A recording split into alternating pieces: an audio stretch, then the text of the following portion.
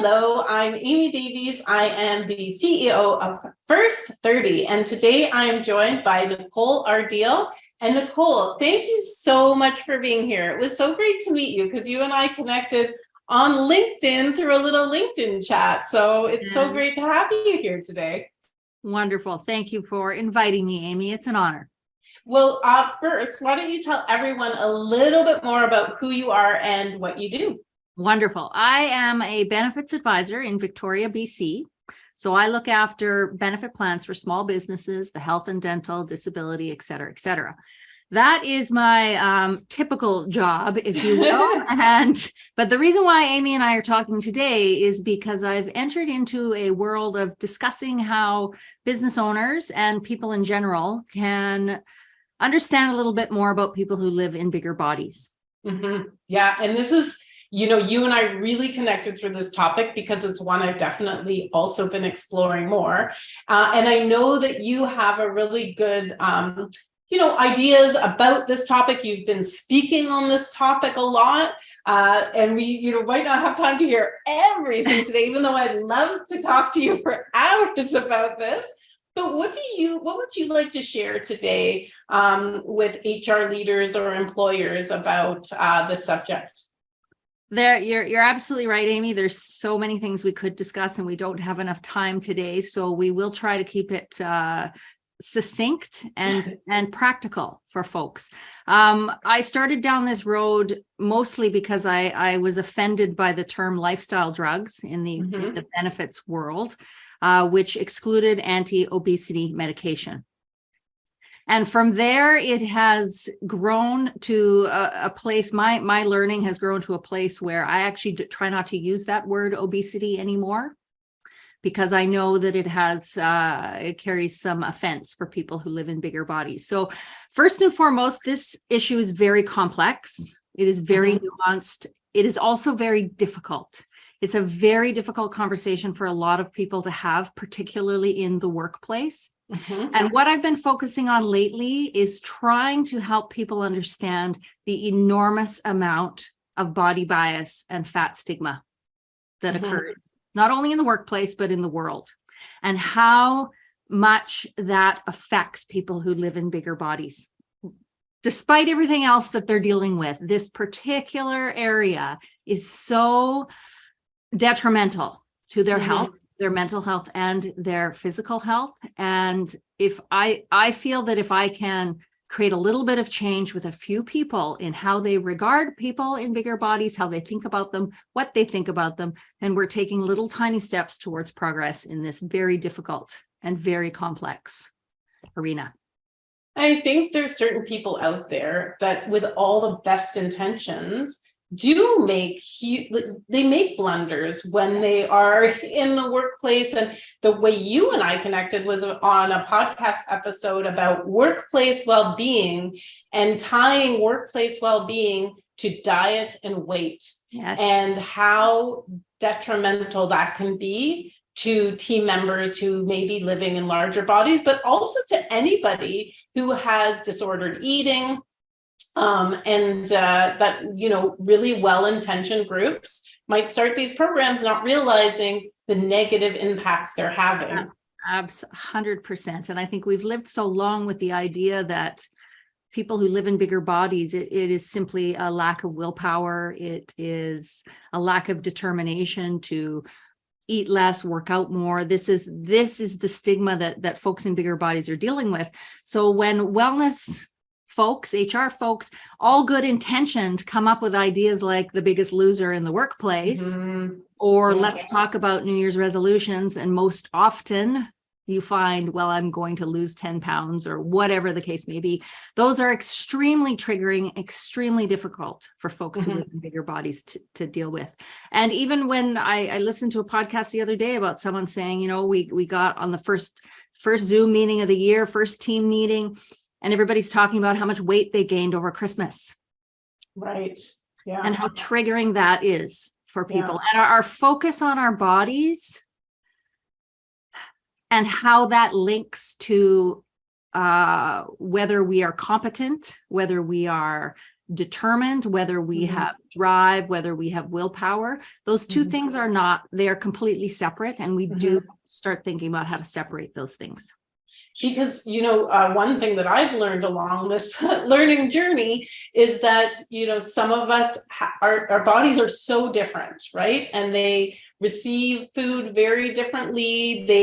There are people who would live in larger bodies that do have problems with not eating enough, right? And not getting enough nutrients. And we've really got to investigate and share our learnings in order to make it possible for other people to access this information. And it's, I've been struggling as I'm learning all of this, realizing all the things that I've said, and particularly things that I've said in the workplace. And the only thing that I realize I can do now is behave differently going forward and spread this learning as much as possible. I am not an expert. I'm really relying on the experts on this one, but spread the learning as much as possible so other people are aware. One of the things you and I connected over was a great podcast, right? Maintenance Phase. By Aubrey Gordon. And you were I think you've been doing some reading as well. What would you recommend? Yes, well, Aubrey Gordon has written a couple books. This is the first one, What We Don't Talk About When We Talk About Fat. Yeah. And she also has a second one, which is on order. And there you go, Amy, you've got that. Yeah, so far I have to tell you, I'm at about the 8th chapter and I am loving it. And I wanted to share one really important thing that I learned from this book is one of the things that we can say, particularly in the workplace, is talking about, oh, hey, you look like you've lost weight. Yes. Or something 100%. About, and rather than saying that, I thought one of the things she recommends is say, you always look great to me, to your friends and family. And I absolutely love that. And it's my new line. And it's so true.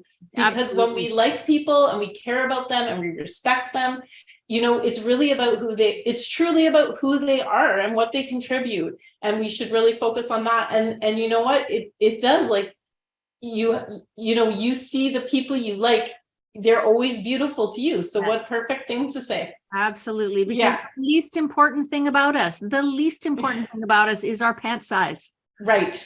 That is the least important thing. And I know that we all struggle with this, and I have had to deal with my own bias when it comes to this issue. I'm middle-aged. I am experiencing that perimenopausal weight gain that is difficult for a lot of women because it comes out of nowhere, and it has nothing to do with what exercise they've been doing or not doing, or food they've been eating or not eating. It's a hormonal change.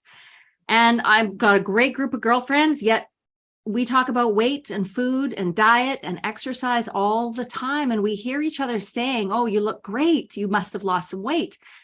And it is very difficult to reprogram. I completely understand this. I think we have to acknowledge that within ourselves, that we are recognizing it. We have to work on our own bias first. And we do that by reading books like this. There's another one.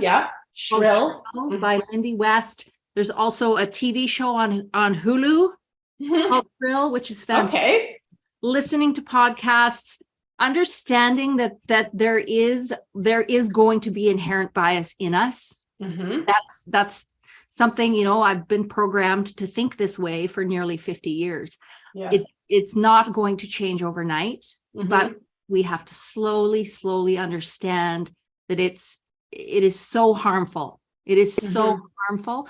And if we can make this one little change, we can help the mental health of so many people living in bigger bodies, because they experience incredible discrimination in the world and especially at the workplace. And this is definitely something that I've learned from Aubrey Gordon and Michael Hobbs, who is her co-host on Maintenance Phase, is the impact of that discrimination and the mental health issues that it leads to, and that people who may live in thinner bodies think that may be perceived or think that they're experts on weight loss, but they've never had to try to do that. And they talk to someone who is in a bigger body as if they're the expert, and the person in that bigger body is like, I have tried this. And the other thing I learned, and you probably did too, is when people who have certain health issues, try to lose weight, they actually end up, their body holds on to more weight after that experience. Absolutely. And it's actually a really negative, has negative diets in general have very negative impacts on our overall 100%. health. Yeah, and that's Yeah. a whole nother conversation. Oh yeah, we're gonna have to get back together for that one.